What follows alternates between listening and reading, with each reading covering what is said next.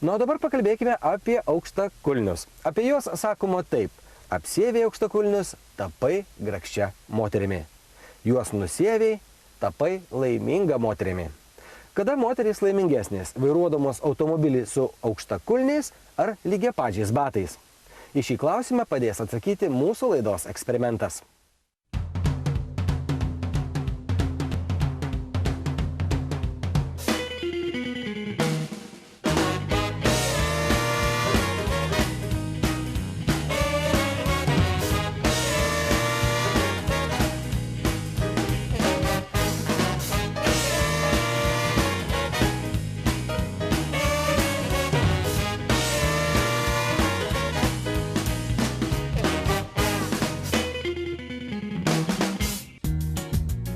Galima išgirsti įvairių pasakojimų apie tai, kaip moteriams yra patogiau vairuoti automobilį – su plokščiapadžiais ar su aukštakulniais batais.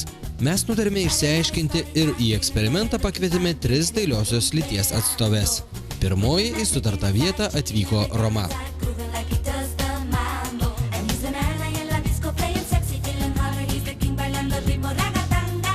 Atvažiavo ir atsivežė kelias poras avalynės įvairioms užduotims atlikti. Vilnietė, renginių organizatorė Roma, turi didžiausią vairavimo stažą iš 3 būsimų mūsų eksperimento dalyvių. Ji vairuoja automobilius jau 20 metų. Kokia jūsų nuomonė, kokiais batais yra geriau ir saugiau vairuoti automobilį? Saugiau gal be kulniais. Bet šiaip man neturi didelės reikšmės. Jeigu batai patogus, galiu vairuoti ir su kulnais, ir be kulnų. Bet jeigu su jais nepatogu vaikščioti, tai nepatogu ir vairuoti. Nesvarbu, kad kulniuko ilgis 12 cm vairuoja taip pat gerai. Aš manau taip, nors tokių neturiu. Ir mes taip pat to įsitikinsime lenktynių trasą.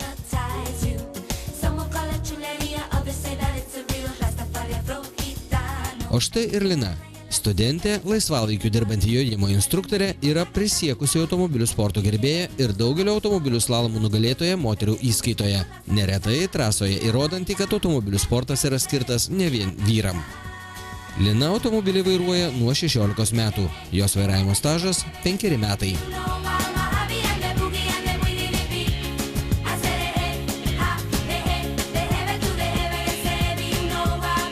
Teko automobilių lenktynėse dalyvauti aukštakulniais, pavyzdžiui?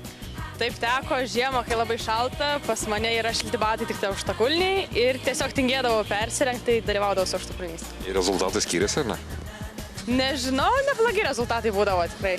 Nėra didelio skirtumo varžybose. Gerai vairuotojai jokio skirtumo nėra? Manau, kad taip. O jeigu tokį, kaip sakyti, nelabai gerai? Tada aukštakulniai trukdytų.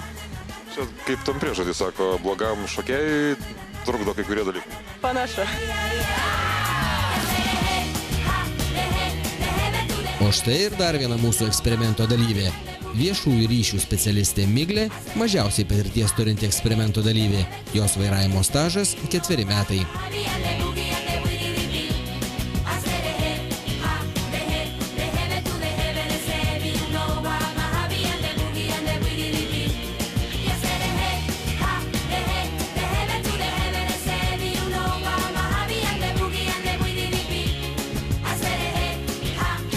Kaip yra saugiau vairuoti? Ar su aukštakulniais batais, ar su paprastais, o gal su kokiais nors kroksais? Manau, kad patogiausia vairuoti yra su lygiapadžiais. Dėl to, kad su aukštakulniais reikia šiek tiek įsitempti vairuojant ir tai nėra patogu. Ir ypatingai aš vengiu aukštakulnių tada, kada kur nors skubu, nes žinau, kad tai nėra labai, kaip čia pasakyti, patogus reikalas su jais vairuoti, dėl to, kad aš labiau pratus vairuoti su lygiapadžiais. Bet tai yra įmanoma. Vienintelė gyvenime mano padaryta avarija buvo dėl aukštakulnių. Bet tie aukštakulniai buvo labai ne aukštakulno, bet jie buvo gerokai prasitampę. Ir dar aišku, aš buvau labai nepatyrusi vairuotoja ir dar ten koja susimakalavo. Ir žodžiu, aš sumaišiau pedalus ir nusitaisiau aukštakulnių. aukštakulniais įvažiavau į kitą automobilį. Mano atveju tai buvo ne tik aukštakulniai, bet jie taipogi prisidėjo. Dabar aš galiu su labai aukštais kulnais vairuoti, o tada aš negalėdavau. Ir po tos avarijos, tiesą sakant, aš labai ilgai nevairuodavau. Aš užsidėdavau batelius, tarkim, daidavau iki automobilio, tada jos nusiaudavau, pavairuodavau basa ir kai reikėdavo išlipti, vėl jos apsiaudavau. Bet paskui išmokau ir su labai aukštais, ir su planais, ir su storais. Bet tai sakau, tai nėra pati patogiausia avalynė, ypač jeigu yra koks nors laiko tarpas. Tarkim, vairuoju su lygiapadžiais ir šiandien aš užsidėjau aukštakulnius, tai man nėra smagu su jais. Bet kai įpranti, tarkim, ten daug susitikimų turi tą savaitę, tai paskui viskas yra normalu. Taigi 3 dalyvės pasiruošusios įveikti slalomo trasą automobiliu su skirtinga avalyne. Pradėsime nuo aukštakulnių. Stop. Lina, prašome pakeisti batus.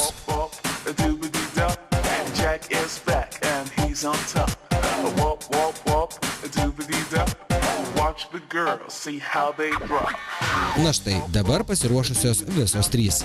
Pirmoji Miglė su aukštakulniais.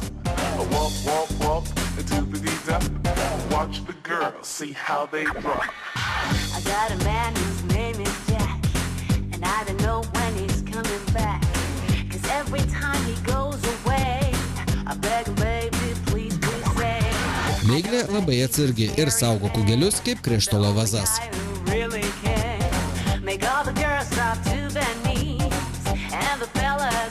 Jos rezultatas – minutė 5,79 sekundės. O dabar keičiame batus į tuos, kurie patogiausiai vairuoti.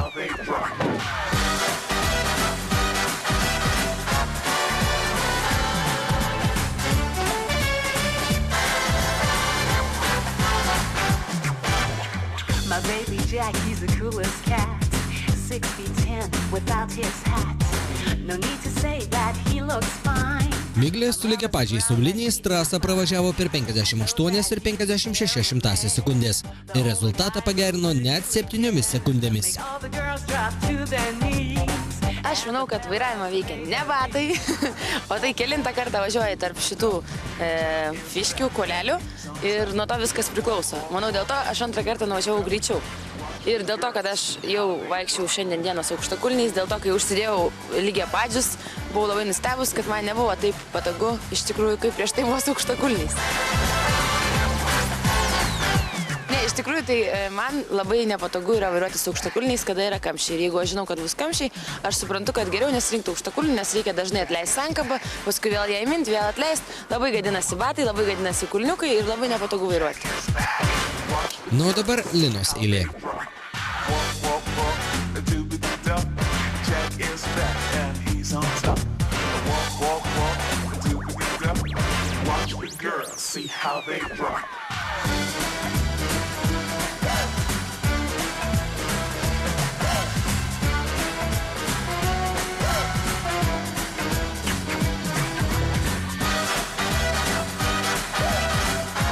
Patyrusios automobilių slalomų specialistais rezultatas net dvigubai geresnis nei Miglės – 25,75 sekundės.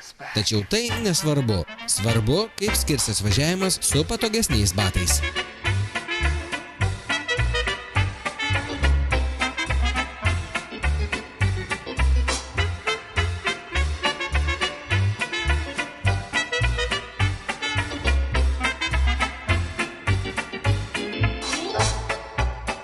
Lina iš viso savo arsenalo pasirinko štai šiuos sportinius batelius.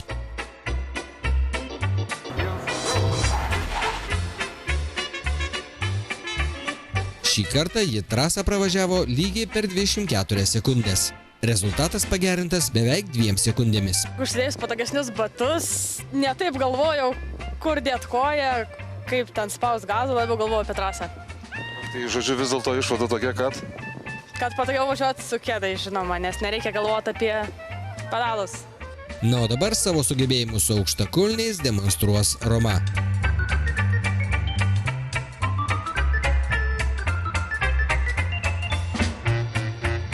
Roma trasą įveikė per 43,34 sekundės. Dabar laikas pasikeisti avalynę į patogesnę.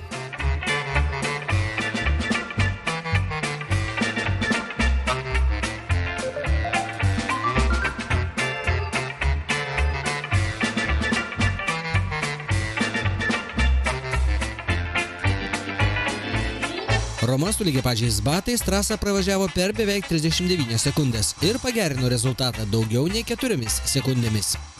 Tai kaip tie batai ar padėjo? Padėjo, iš tikrųjų padėjo, nes norėjo visą laiką maigytis ankabos be reikalo, nes kada su aukštakulniais nėra kur jų ten pasidėti normaliai, tai norisi dar kažką paspaus daugiau pedaliukų.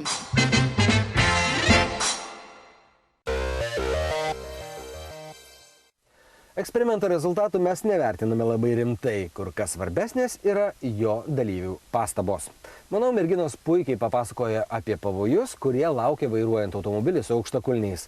Bet to yra dar viena priežastis, kodėl neverta sėsti prie vairo su tokia avalyne.